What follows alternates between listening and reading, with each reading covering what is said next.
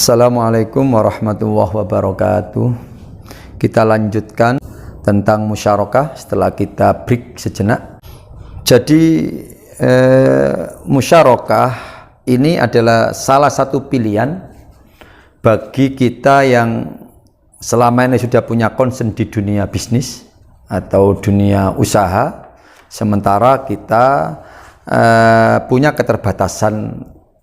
ketersediaan modal ya secara pribadi, maka solusinya bisa adalah mengajak pihak-pihak kolega teman karib kita ya untuk bareng-bareng bisnis bersama dengan konsep musyarakah ya, kerjasama permodalan ya. Di sini istilahnya kalau dalam kitab Fiqhus Sunnah ini ya, aqdun bainal mutasyarikaini fi ra'sil mali war ribhi.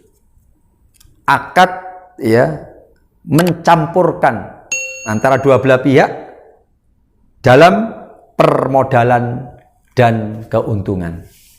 Itu musyarakah ya. Kan cantik ini ya. Jadi setelah saya menyampaikan, rasanya saya itu agak sedikit pelong ya para pemirsa dan pecinta channel Ngaji Ekonomi Syariah. Ya, mulai saat ini sebenarnya sudah tidak ada alasan bagi kita umat Islam kemudian kita tidak menjalankan konsep ini. Ya, karena sudah ada tawaran ini, sudah ada pilihan seperti ini. Dan ternyata ini juga perlu saya sampaikan, Islam itu konsep ekonominya tidak kemudian era sekarang. Sejak Rasulullah sudah ada. Rasulullah kerjasama dengan Sayyidatina Khadijah, calon istri beliau kala itu, yang kemudian beliau menjadi istri baginda Rasulullah SAW. Dengan perdagangan, Rasulullah dulu begitu. Beliau ya berdagang ke Syam, itu adalah barangnya Sayyidatina Khadijah. Beliau ngambil barangnya Sayyidatina Khadijah, dibawalah kemudian ke pasar, ke tempat pusat perdagangan kala itu di Syam.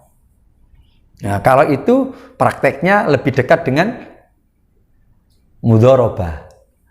Ya, modalnya dari Khadijah, Rasulullah sebagai pengelola atau mudharib, ya, sahibul malnya Khadijah. Terus kita kemudian apa? Mengatakan kemudian Islam nggak punya konsep. Wah, mulai sekarang harus dihilangkan ya informasi dan pengetahuan yang tidak benar itu. Yang benar, konsep itu sudah ada sejak baginda Rasulullah Shallallahu Alaihi Wasallam. Para pemirsa, para pecinta channel Ngaji Ekonomi Syariah yang sangat saya muliakan dan mudah-mudahan dirahmati oleh Allah Subhanahu Wa Taala. Di sini juga dijelaskan musyarakah itu masyru'atun bil kitabi was sunnati wal ijma'. Jelas itu, jelas dalam Al-Quran, hadis, ijma' ulama sudah adalah bagian dari pilihan bentuk-bentuk akad bisnis dalam Islam, dan itu diperbolehkan dan sangat-sangat dianjurkan. Saya nggak bisa membayangkan ya kalau kemudian seluruh umat Islam yang punya kesadaran atau bahkan punya komitmen untuk membangun kekuatan ekonomi umat ini, luar biasa. Saya yakin konsep Islam lah yang akan mampu mengurangi tingkat pengangguran gara-gara kekurangan modal usaha. Karena umat Islam yang kaya itu banyak. Kalau kemudian beliau-beliau mereka itu tersadarkan dengan konsep ini, sehingga dengan rela ya, dengan kesadaran hatinya memberikan penawaran permodalan kepada saudara-saudaranya di sekitar beliau-beliau berada, luar biasa ini. Dan ini kalau sudah menjadi ya kesatuan nasional, kesadaran nasional, bersama-sama bareng, yang punya modal, yang punya kekayaan, kemudian menawarkan permodalan kepada sesamanya, luar biasa. Cuma memang ada kendala problem di manajemen pengelolaannya. Makanya saya katakan di awal tadi, nggak usah jauh-jauh, sentuh warga yang ada di sekitar kita, ajak tawarkan kepada saudara-saudara kita yang ada di sekeliling kita, yang kita sudah kenal karakternya, mungkin sudah kenal keamanahan dan integritasnya. Nah itu.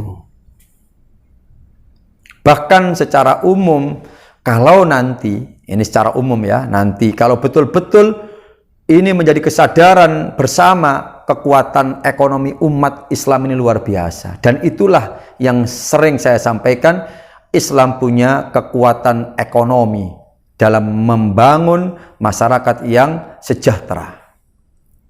Kenapa? Karena Islam punya 3 konsep kekuatan ekonomi, yaitu zakat, infak, dan wakaf. Dan ini disyariatkan langsung oleh Allah Subhanahu wa Ta'ala. Al-Qur'annya jelas, hadisnya jelas, ijma'nya juga jelas. Diperbolehkan dan sangat dianjurkan. Kalau zakat wajib bagi orang-orang yang mampu dan sudah sampai pada batas nisab atau perhitungan minimal yang ditentukan. Kalau infak silakan. Tidak harus orang yang mampu saja. Orang yang setengah mampu atau bahkan orang yang biasa pun dianjurkan untuk infak. Wakaf juga begitu. Nah, kalau 3 kekuatan ekonomi ini digabungkan menjadi kesadaran nasional, saya yakin ini menjadi kekuatan ekonomi yang maha dahsyat luar biasa. Dan saya yakin kalau ini menjadi komitmen bersama, umat Islam tidak akan menjadi umat Islam yang lemah di bidang ekonomi. Mungkin saya berani mengatakan akan cepat selesai problem umat yang diistilahkan dengan fakir, dengan miskin, dengan du'afa, itu akan hilang dengan sendirinya kalau 3 kekuatan ini menjadi kesadaran bersama-sama. Yang mampu zakatnya tetap jalan. Ini mumpung menjelang akhir bulan Ramadan, kita banyak ya punya persiapan untuk mengeluarkan zakat. Apa itu zakat mal, zakat profesi, bahkan zakat fitrah. Zakat fitrah tidak kenal orang kaya, orang mampu. Semua wajib mengeluarkan zakat fitrah. Coba kita hitung secara ekonomi saja. Kalau satu orang rata-rata umpamanya kita lebihkan zakat fitrahnya menjadi 3 kilo. Kalau kemudian ada umat Islam sebanyak 200 juta, tinggal menghitung.